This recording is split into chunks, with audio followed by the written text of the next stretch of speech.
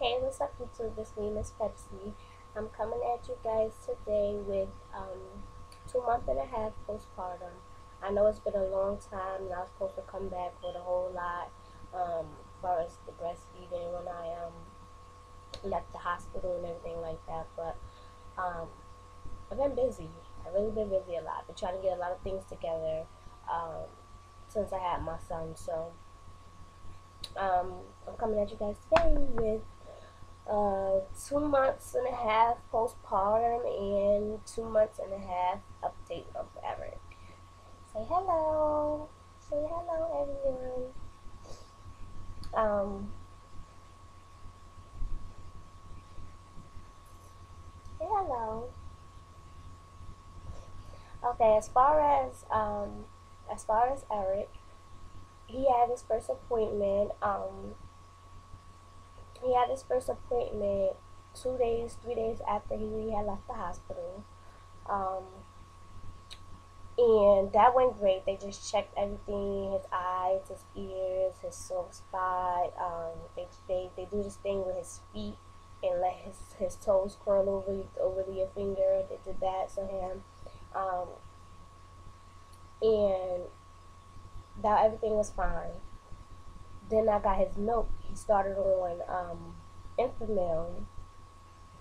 He started on the Infamil, and he didn't take to the Infamil at all. He was spitting up and throwing up a whole lot, and his stool was real loose and green. So I got um I got kind of scared about that. So I had called his pediatrician, and they basically said, well, I thought it was diarrhea. They said diarrhea normally when you go in frequently, like throughout the day, like more than 3 times a day or whatever, and he was just going like once a day, but it was real loose and green. And he had a little he didn't have a temperature, but it was like in the 90s, and it reached 100 before. But so I was kind of nervous about that, and I was scared and skeptical about that. So um, like I said, I called the pediatrician, and they just told us to come in. And I came in. When I came in and I explained everything to them again, um, they told me that he might be lactose intolerant, so we had to switch his milk to Infamil Pro Soapy. So he's been taking that. He's been drinking that, and it was way better than it was with the Infamil. Like when he drinks that, he's fine. He was really no spit up like that. The only thing is that his stool got real firm now. It's real firm, and I was kind of worried about that. His too much checkup to get his shot. Um, I explained that to her, and she was like, well, put like a little bit of sugar. So I've been putting like 2 pinches of sugar in his milk, and it loosens it up a little more. It's like more pasty, like peanut butter-ish. Um, and for his second checkup, when he got his shot, oh my poor baby, I was so mad.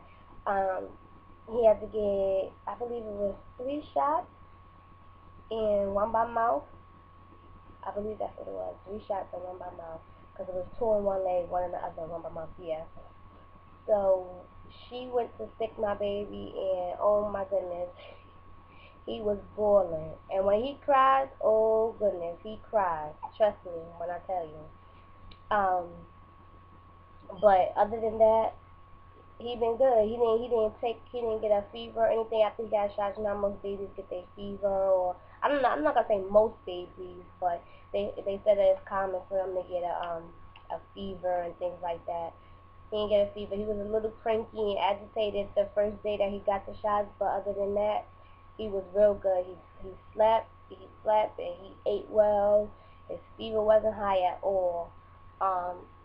Now we got on a daily routine.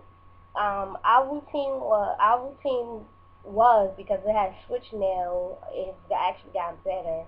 Our routine was he drinks 4 ounces every 3 hours. I'm not even gonna say 3 to 4 hours because this little boy is on point on time when it comes to him drinking milk. When it comes to him eating, rather.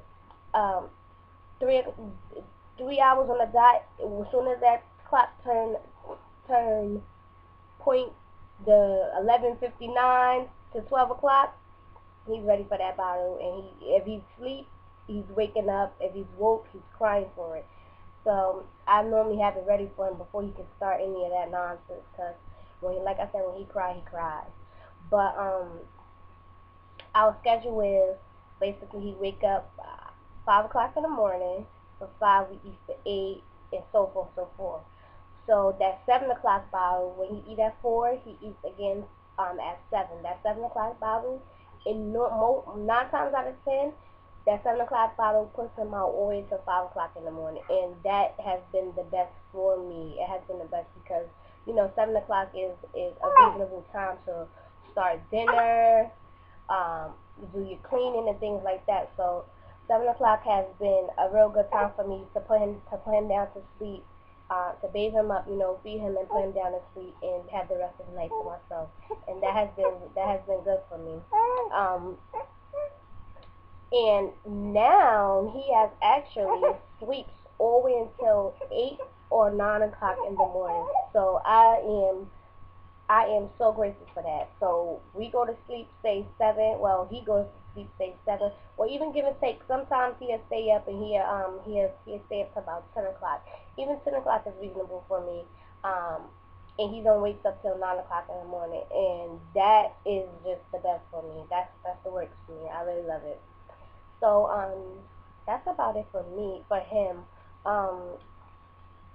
What else I can say? He had started coughing and stuff, and I was a little and he was rubbing his ears. I don't know, because I had, like, when I feed him and I like hold him in my arms and I feed him, I play with his ear, and when he gets tired, he starts going like this to his ears.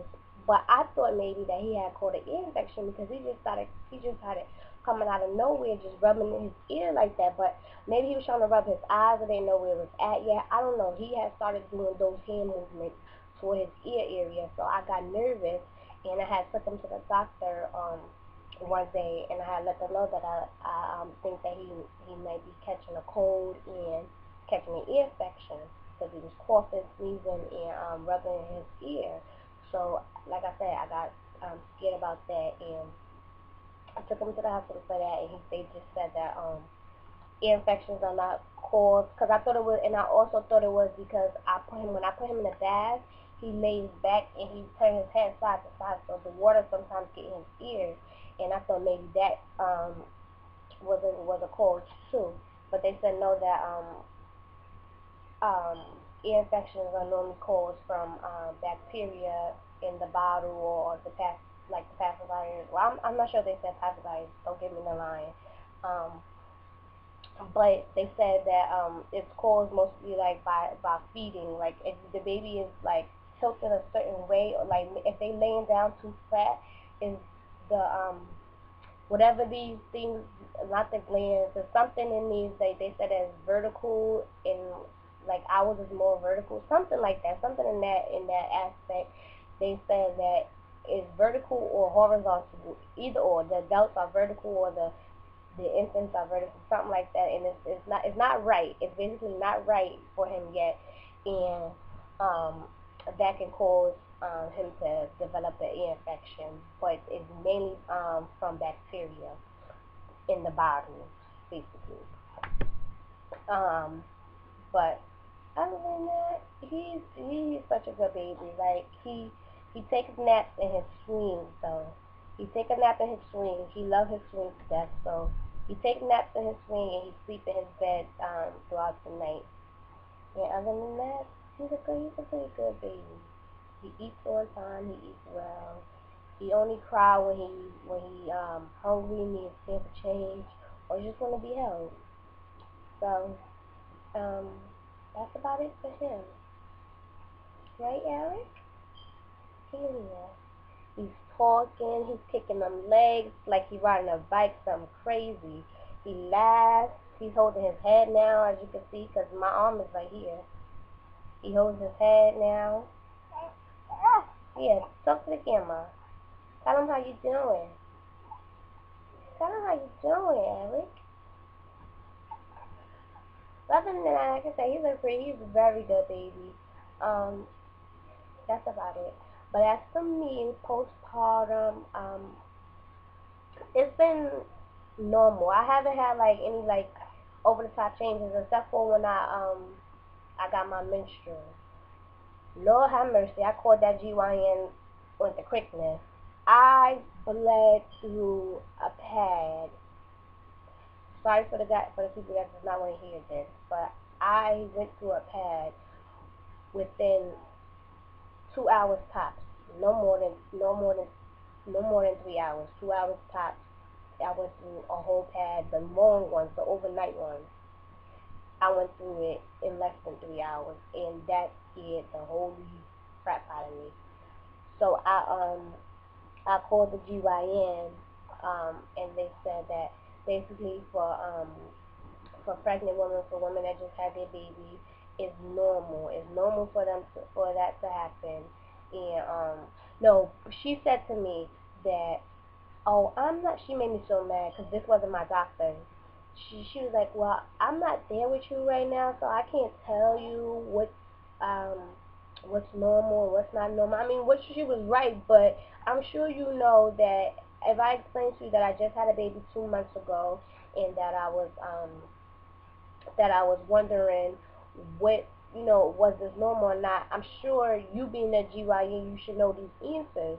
So she just was like, oh, I'm not there with you and all that. So I started researching, got online, started Googling, asking all my friends and family members that had babies whether whether this was normal.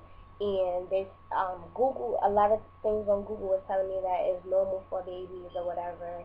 I mean, not for babies. I'm sorry. It's normal for women that just have babies. It's very common. And I also asked family members, and a lot of family members told me that it happened, but it only happened that one time, and the rest is just regular. So I was good for that, and it lasted about 7 days. I mean, my menstrual always lasts 7 days, so I wasn't like too mad about that. But I thought after you have a baby, it would change. I was expecting it to be like 4 or 5 days, maybe even 3 days. No, but yeah. So other than that, as far as for me, everything's been fine. My breast has gotten huge. I am no longer a C cup. I am a D. I may be a double D. I mean, I bought a D bra, and that's when I bought D bras, and I'm mad that I bought bras because the D cups feel like they don't fit either. So I was thinking about just going out to Victoria's Secret or something and getting size, so I can get the right size for me. But like I said, everything with us has been great. I'm loving motherhood. It's nothing more that I'd rather do than to be taking care of little boy right here. He's amazing. He just brighten your day every day. He just brighten my day every day. So that's it. We will see you guys soon. Um, yeah, we will see you guys soon. Say bye bye.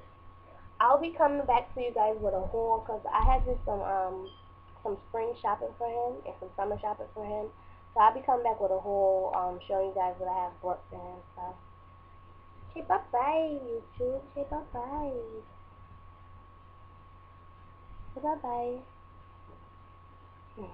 Okay, bye guys.